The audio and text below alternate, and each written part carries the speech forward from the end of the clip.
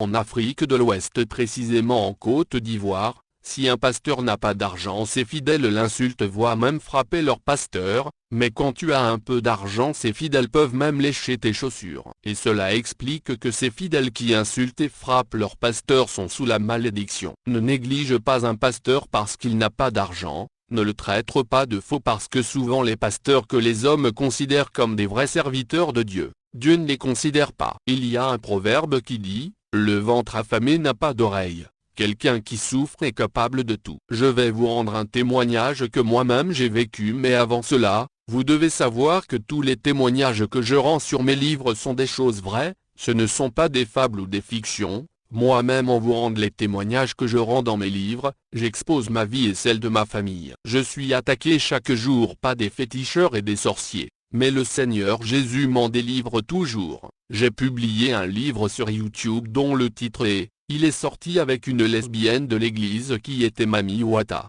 Et il a eu un pasteur nigérian que je ne dirai pas son nom et je ne le connais même pas. Ce pasteur m'a envoyé un message en anglais, en me faisant des éloges. Chaque fois qu'il dort, Dieu lui fait des révélations sur moi parce qu'il a écouté mon livre dont je vous ai parlé. Et ce pasteur m'a fait des révélations exactes sur ma vie et sur ce dont Dieu m'a promis. Et comme je ne le connaissais pas, j'étais obligé d'aller vers mes amis nigérians et tous mes amis à qui j'ai exposé ce dont le pasteur m'a dit étaient tous étonnés comment je suis rentré en contact avec ce pasteur. Et ils m'ont dit que c'est l'un des plus grands pasteurs du Nigeria et qu'il a une grande église. Un autre jour encore, ce même pasteur nigérian m'envoie un message en anglais en me disant « Je ne comprends pas pourquoi, mais lorsque je dors, Dieu me parle à chaque fois de toi, pourtant je ne te connais pas et toi non plus. » Il me dit qu'il va prier pour moi et il me dit aussi de faire un jeûne de 2 jours, de 6 heures à minuit. Il m'a même donné son numéro de l'appeler, mais la chose qui était bizarre est qu'il m'a dit « Si tu m'appelles, il faut dire que tu veux parler à Matthieu. » Et je vous assure que ces propositions ne me faisaient ni chaud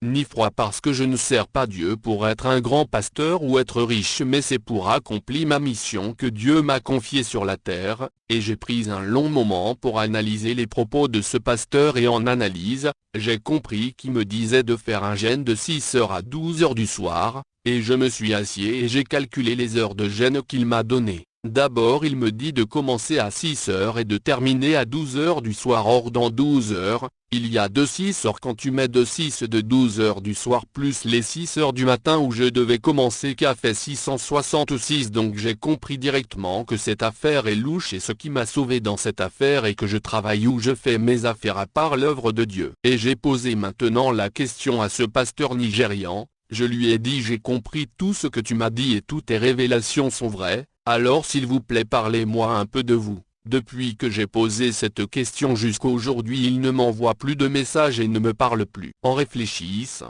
c'est là que Dieu me révèle que ce n'était pas un pasteur mais un féticheur qui s'est déguisé en pasteur afin de m'envoûter parce qu'il voulait prier pour moi de loin et sur les réseaux sociaux. C'est pour vous dire que si je ne travaillais pas, j'allais courir derrière cet homme à cause de l'argent comme plusieurs pasteurs le font. Je n'ai pas dit que je suis riche mais j'ai un peu et ce peu que Dieu me donne, je me contente de ça. C'est pour dire que, lorsque tu refuses de travailler, tu exposes ta vie à un danger. Aujourd'hui, beaucoup de pasteurs et des chrétiens aux yeux de chercher du travail, ils cherchent des parvenets et des pères spirituels aux causes de l'argent et ils ne cherchent pas n'importe quel père spirituel ou partenaire si ce n'est que celui qui a l'argent, et en cherchant cela, beaucoup ont été initiés et leurs fidèles ne sont pas au courant. Évitez les soi-disant églises qui ont des partenaires en Europe ou en Amérique car nous avons un seul et grand partenaire de l'église qui est Jésus-Christ et la bénédiction que Dieu donne vient du ciel et non pas en Europe ou en Amérique. Pose-toi cette question. Un musulman va te dire qu'Allah l'a béni mais quand tu vérifies bien tu vas voir que c'est un féticheur qui a fait le travail et non pas Allah. J'ai posé une question à plusieurs musulmans. Pourquoi ceux qui ont bâti l'islam en Afrique de l'Ouest sont des guerriers féticheurs tels que Samori Touré? Or ces genres fut des guerriers féticheurs et voici ma question. Est-ce qu'un féticheur qui sert Satan peut battre une religion pour le Dieu d'Abraham? C'était une parenthèse. J'ai suivi le discours de l'ex-président ivoirien Laurent Gbagbo. À la télévision, ce président a dit qu'il ne comprend pas le comportement des pasteurs ivoiriens car chaque fois que ces pasteurs le rendent visite à la présidence, au lieu qu'il tremble devant ces pasteurs établis par le Dieu très haut, Le Tout-Puissant au contraire c'est ses pasteurs qui tremblent devant lui. Or normalement il dit que c'est lui qui devait trembler devant eux, tout cela à cause de l'argent. Hors de son retour de la prison, je parle de l'ex-président Laurent Gbagbo. Les pasteurs croyaient qu'il allait être le même comme hier mais il ne les a même pas considérés et à cause de ces faux pasteurs qui ne veulent pas travailler,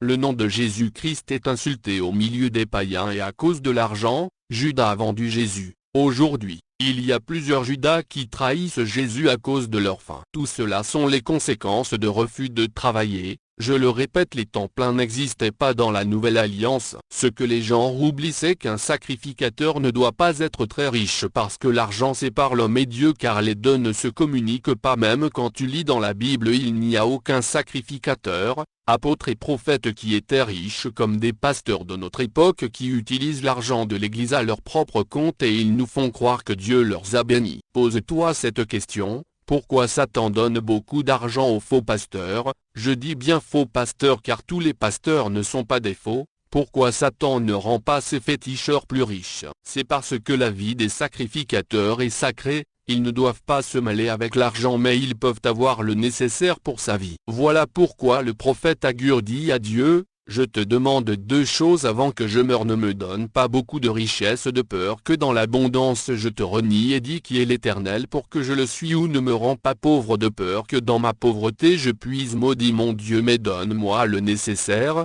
Proverbe 30 versets 7 à 9. Ce même langage du prophète Agur, Jésus a répété ça encore, voici comment prier notre Père qui est au ciel, donne-nous notre pain quotidien. Donc on comprend que Jésus ne nous dit pas de chercher à être riche et il a répété la même parole que le prophète Agur, mais on remarque que la prédication des vendeurs des illusions aujourd'hui nous font croire qu'un chrétien ou un pasteur doit être le plus riche, et c'est ça qui fait que beaucoup de chrétiens refusent d'aller chercher des petits travails et ils choisissent leur travail. Ils veulent aussi être milliardaires. Un coup or Dieu commence dans la boue puis il t'élève. Moi-même qui te parle Frodi Botoku, je fus photographe au Congo dans une école et j'ai fait la cabine téléphonique en Côte d'Ivoire. Étant pasteur, de cabine téléphonique je suis devenu distributeur dans des maisons de communication, Orange Mobile et MTN en Côte d'Ivoire. Si tu refuses de travailler parce que tu es pasteur ou tu es un puissant chrétien, tu vas mordre la poussière. Et cela peut être un sérieux problème pour ta vie chrétienne un jour. Nous sommes au temps de la fin où le monde est dans la crise totale, donc ne croise pas tes bras en attendant la bénédiction de Dieu venant du ciel,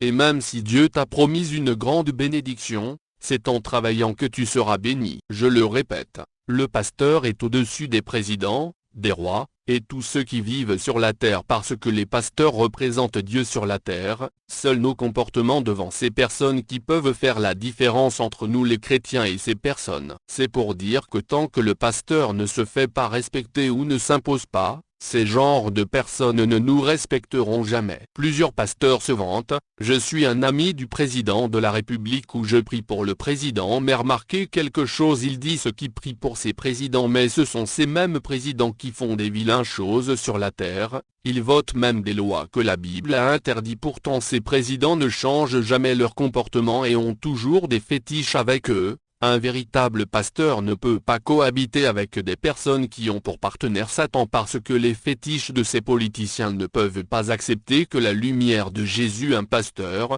cohabite avec ces politiciens qui sont dans les ténèbres. Et si ces politiciens t'acceptent dans leur milieu, cela voudrait dire que tu es comme eux sur le plan spirituel car la lumière ne collabore jamais avec les ténèbres. Je préfère collaborer avec un païen que je courtoie et à la fin il a accepté Jésus qu'un riche ou un politicien qui me donne de l'argent afin de chercher dans l'église les lecteurs et à la fin il s'en fout de mon Dieu. Dieu cherche des genres comme Élie, les genres qui s'en foutent des politiciens, des présidents, des riches et les disent la vérité afin qu'ils soient sauvés au retour de Jésus. Notez bien que le prophète de la Bible ne faisait pas la politique et ne tendait pas la main aux politiciens pour les mendier. Ces prophètes ne collaboraient jamais avec des politiciens mais c'est quand les rois décornaient ou faisaient des bêtises que Dieu envoyait les prophètes pour aller dire la vérité au roi ou le frapper si le roi ne se repent pas. Aujourd'hui le problème que l'Afrique a vient des religieux, au lieu de dire la vérité aux politiciens, eux ils vont vers ces politiciens pour mendier. Jésus dit rends à César ce qui appartient à César, à Dieu ce qui est à Dieu.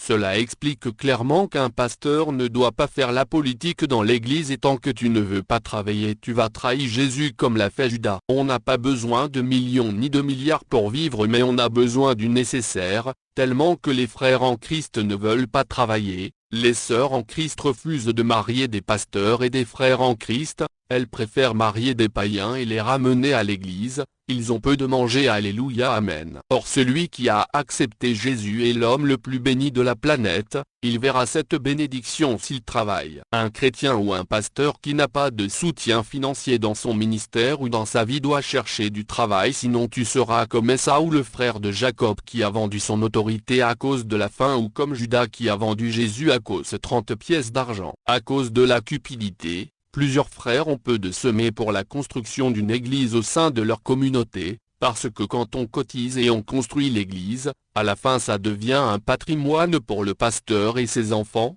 Il place sa femme ou son fils à la tête de l'église pour gérer les biens de l'église. Mon frère, ma sœur cherche à travailler et ne néglige pas ton travail car servir Dieu est bon mais le travail est important aussi aujourd'hui. Il y a beaucoup de Judas dans l'église qui trahissent Jésus à cause de la faim. S'il y a des faux pasteurs qui trahissent Jésus à cause de la faim, c'est qu'il y a des vrais pasteurs qui ne font pas ces bêtises et qui ont gardé leur autorité que Dieu leur a donnée. Moins ont gardé leur autorité que Dieu leur a donnée. Moins ont